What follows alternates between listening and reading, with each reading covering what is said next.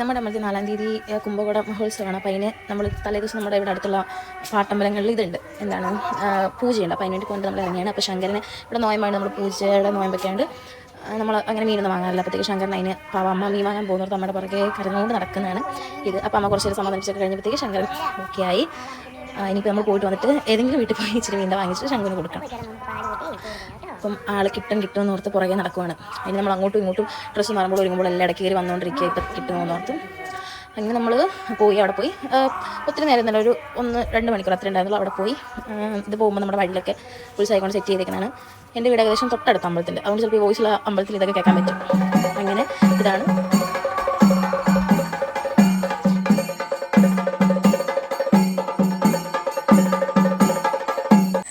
വീട്ടിൽ വന്ന് കയറി.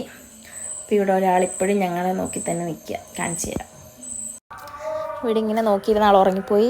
ഇനിയിപ്പോൾ അവന് മീൻ കൊടുക്കണം, എവിടെ നിന്നെല്ലാം വാങ്ങിച്ചു. അത്രയേ ഉള്ളൂ ഇന്നത്തെ വീഡിയോ. ബായ്.